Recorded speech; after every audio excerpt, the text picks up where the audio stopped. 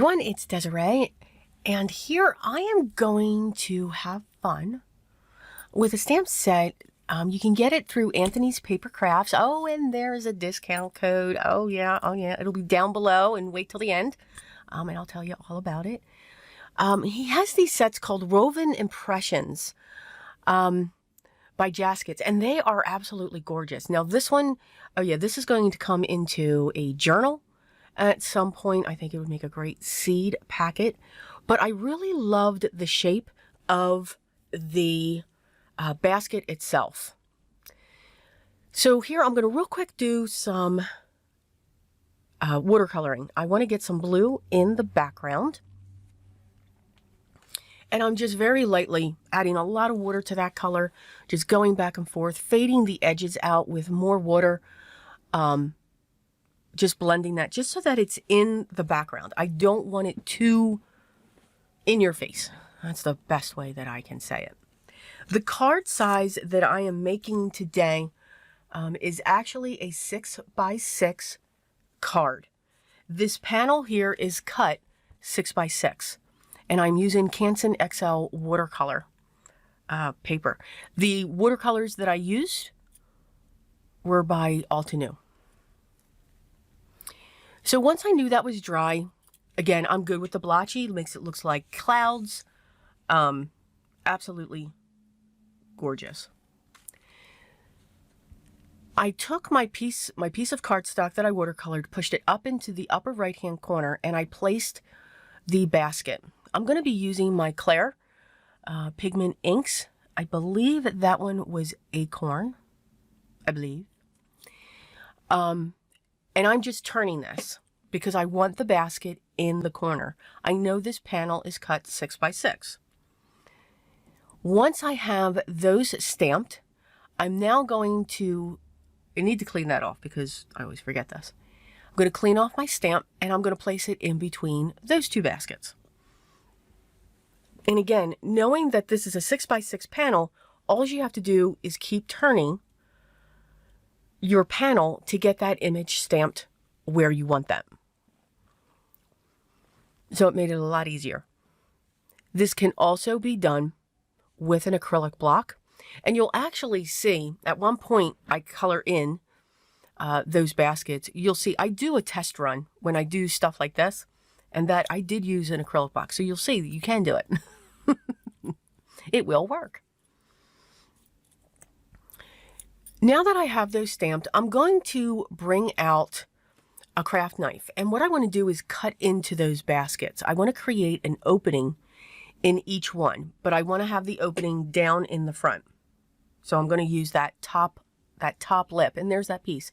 That was all done using a block. So it is easy to line these up and to get these set. Just going along that curve with my craft knife, making sure that it did separate, because your watercolor, the Canson XL, it is 140 pound, so it is pretty thick. And I'm just going to go around, and once that's done, I do a lot of ink smushing. I love it. It's my favorite technique. So usually I do that to like calm my nerves. It's very relaxing. It's therapeutic. So I have all of these panels that I save. And I have this small egg die. I believe it came from a Simon Says nested egg die set. And I used the smallest one. And I just went to town and cut Easter eggs. Not shading them at all, but I'm placing them inside the baskets. I want to make them look like that they're egg baskets. So just having fun, filling those in, making sure the same colors aren't next to each other, but it's okay if they are. And just having fun and just putting those into those slits that I created.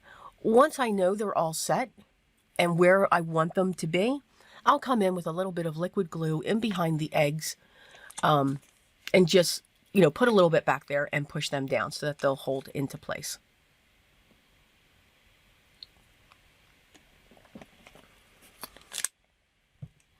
Excuse me, I had to take a sip of water. So that is our panel so far.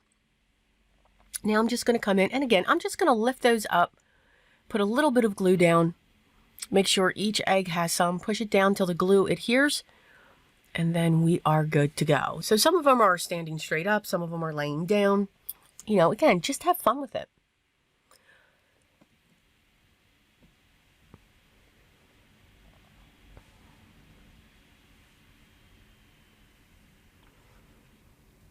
And then once this is done, we're going to add a little bit of color to the baskets. You can see they stamp it beautifully and beautiful depth when it comes to shading and everything else. But I just want to make sure that I take out that whiteness inside the baskets. This will help separate them from the background. I'm going to use my vintage photo. Could you have guessed? Yes. And I'm just going to get a brush with some water, and I'm just going to have a little bit on the one side, you know, have it darker on each of the edges and then lighten it in the center. It's not much. It's just very little, but it does allow for them to stand out even more. I grabbed my re-inker just for a little bit more. You'll see that I also start wetting the basket first and then getting that color down in there. I started by using the ink pad. You can certainly continue to do that. You're just not going to have as intense color as you will from the re-inker. You can see that the first basket, when I did that, it was so much lighter.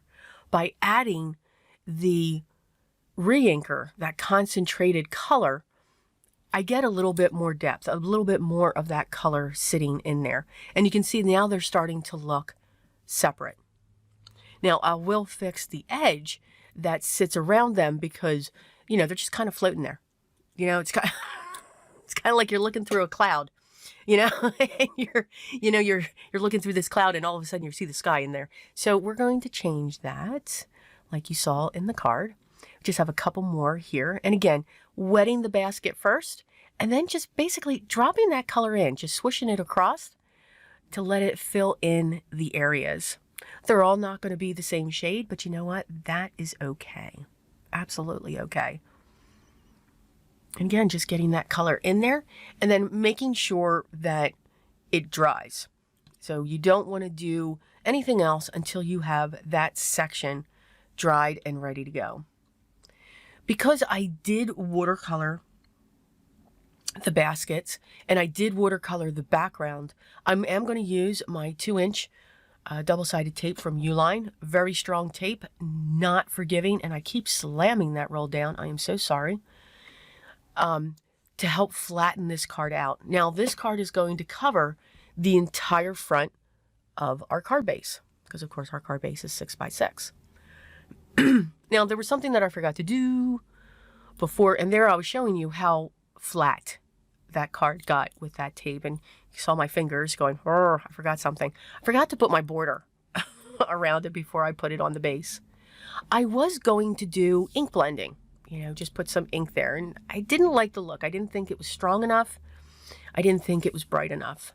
So what I'm going to do is I'm going to come in with my alcohol marker, and I'm just going to flick from the side.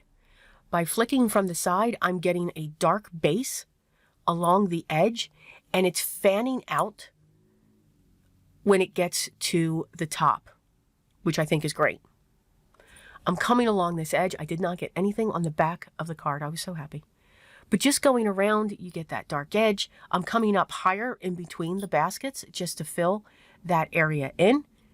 And voila, we have a grass border that goes around just by flicking.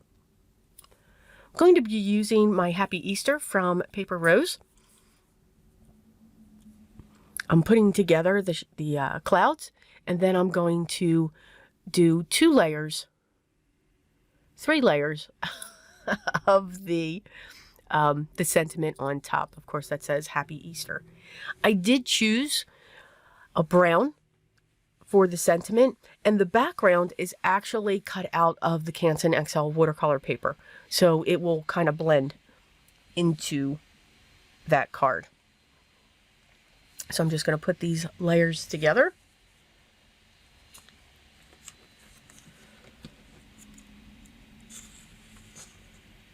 I'm going to rip a paper, I'm sorry. There we go. Sentiment's very easy to put together. At least I find. Just start, of course, set your top, and then that'll help put the bottom in place as well. Because this is, of course, 2 sentiments, which is great. Because if you don't want to use the cloud behind it, you could just use these sentiments and separate them. You know, put one at the top, put Easter at the bottom, and so forth. So it's very versatile. But I always do like to have the cloud behind it, or others call it the shadow, and then just add more dimension with that.